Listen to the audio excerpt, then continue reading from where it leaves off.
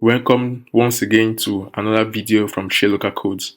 In this video, we're going to be discussing on understanding Java Springboot Annotations and knowing where to use them. So this is going to be a series and video. We're going to be, for each video, we're going to be talking on 5 annotations that are very common in when creating any project.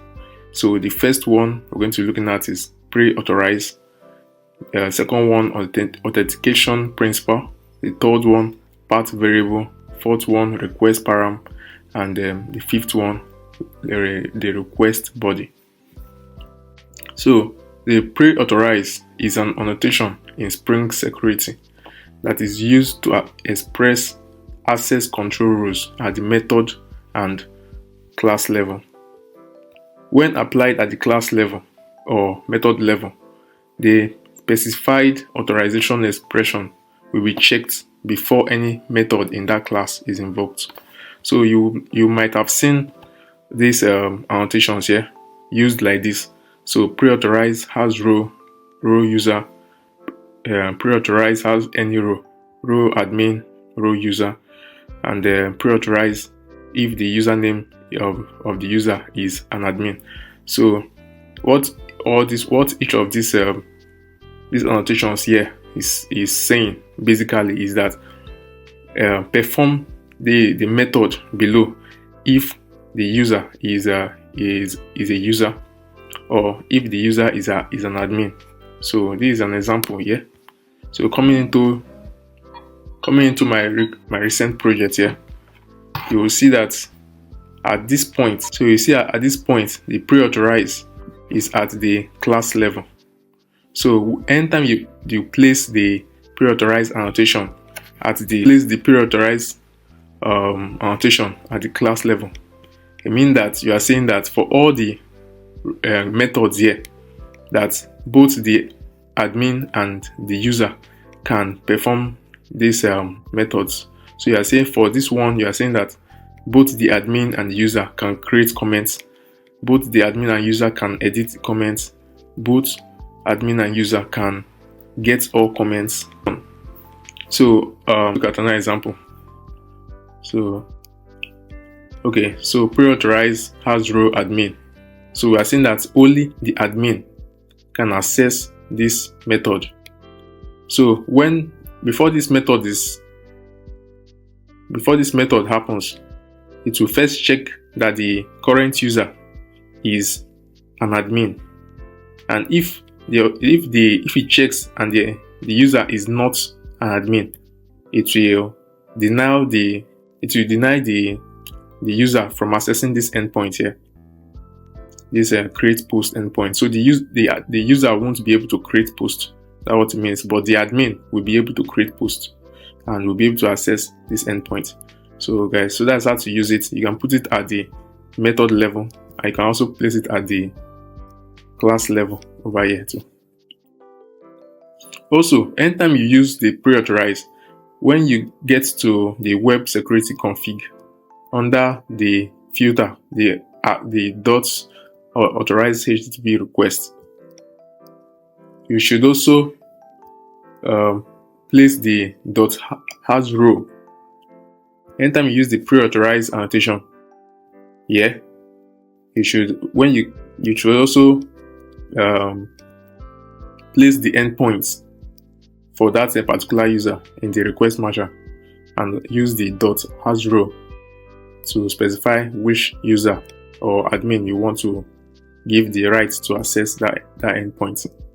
That's how to use the pre-authorize annotation. Then the second one, the annotation authenticated principal, is a Spring Security annotation used to access the principal. The principal in this case is the authenticated user. So you can actually say the authenticated current user. So it is used to access the principal in the method parameter. It provides a convenient way to retrieve the information about the authenticated user directly into or within the method signature. So this is a way of using it. So the public string get user info, and then you can see that there is annotated by the authentication principal. So at this point here, using this, where you can actually call the details of the current user that is authenticated into your method here. So let's use an example here. So for this, you can see that to create a post, I will be able to call the current user, the current authenticated user. So the current authenticated user, which is our admin, will be able to create the post. How to use the authenticated principal. So authenticated principal is used to get the information of the current user or the current authenticated user into your method parameter here. So at this point here, if I get into the save post here, you see that I had to find by that user the current user ID to be able to check if the user, that is the current user, has a row that's equal to the row admin before it processes this condition here. And if not, it should do something else. So guys, that's what the authenticated principal does. It helps you to get the information of the authenticated user into the method, into your method parameter here. So delete post by ID. We brought in the post ID and also the user that is going to be doing the delete, so that you can see that it is annotated by the authentication principal. So another example is edit post. So you see that most methods, you use the authentication principal in the parameter of most methods, so that you can be able to get directly the information of that current user into our method body here. Then going on to the next one, the path variable. So at some point you might be confused on the difference between path variable and the request param. So both are annotations used in the Spring MVC to handle parameters in the URL path. They are applied in the method parameter. Path variable is used to extract values from the URL path, i.e., parts of the URL between the curly braces. So anytime you see the curly braces in the path URL, in the URL path, you must use the path variable to extract that value in between the curly braces, to extract that value into your method body. So an example here is this one here. So in the put mapping, meaning that I want to edit the post, I have to edit the post by the post ID. So I have to find the post by the post ID before I can edit that post. So you can see here that in between the curly brace, I have the post ID there. So what this here mean is that the post ID is representing a value, which is the post ID, maybe post ID 1 or 2 or 2 or 3, so forth. So you must use the annotation path variable to extract the value that is here into this method parameter here, which will now be used in the method body. So guys, that is what the path variable does. It's used to extract the value that is going to be here into the method body. It is used to capture values or to extract the values directly from the URL path. For example, in the URL /users/user ID, the user ID is the path variable. Now, the path variable does not have a direct way of specifying default values. So if the path variable is missing, it usually results in an exception. So for example, let's say that in the database, the posts, I only have 2 posts in my database, but I can put 3, maybe to edit a post I have a post ID 3. So at this point, it will give me exception because the post ID is not found. The request param works almost in the same way as the path variable. So as I've said before, there are annotations used in Spring MVC to handle parameters in the URL, and they are applied in the method parameters. Now, the request param are used to extract values from the query parameters in the URL, i.e., after the question mark symbol. So after the question mark symbol, that is how you differentiate the request param from the path variable. So it is used to extract values from query parameters. For example, in the URL /users question mark name equal to John. The name here is a request parameter. So an example in the project will be when we're trying to search all posts or to get all the posts. So when trying to search all posts or get all posts, you will return a page of posts or a list of posts. The pagination here means that we want to return a particular number of posts per page. Let me show you an example of this in action. So going into my Swagger, I'll try to get all posts. So I'll try to log in as a admin, because looking here, the pre-authorized Azure admin means that it's only admin that can get all posts. So I'll try to log in with admin, that is using the endpoint for admin here.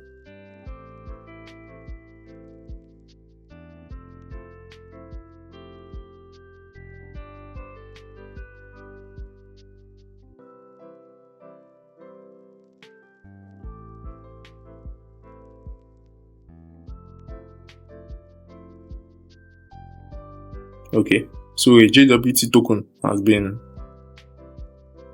extracted from it. So I'll use it to authorize all the endpoints. So now I'm trying to get all posts. So the endpoint here is going to be, the endpoint here is all posts. So this is the endpoint.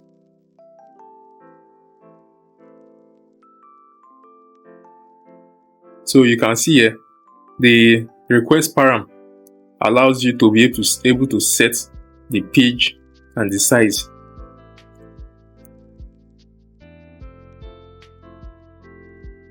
So you can set the page and the size using the request param.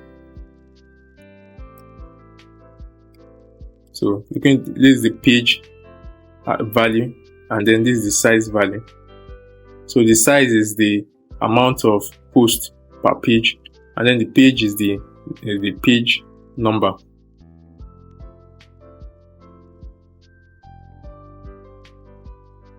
Ten items or 10 posts per this first page.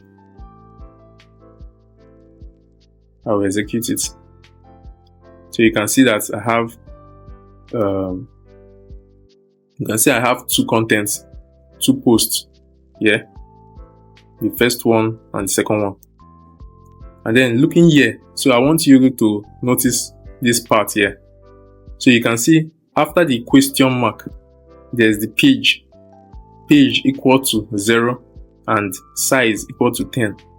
It is here. That's how the request param displays its values in the URL. So after the question mark, the page equals to 0, which is there, and then the size equal to 10, which is there too. So going forward, The request param can specify default values using the default value attribute. So remember when we said in the path variable that the path variable cannot specify default values. So if you put in a path variable that is missing, it will return an exception. But in the request param, you can actually set a default value. The request param can specify a default value, and the default value is a string. So if you have an int value, put it in a double quotes like this. So in this example, our page is supposed to collect a integer value, which you can see here. So in the default value, you put it in a double quotes, just like this. This body is a Spring framework annotation that is used to bind the body of a web request to a method parameter. It is commonly used with HTTP methods, post and put. So anytime you are about to create a post or create a user, and you will have to bring out the user details, you have to put in the user details in JSON format. Then you will have to use the @request body.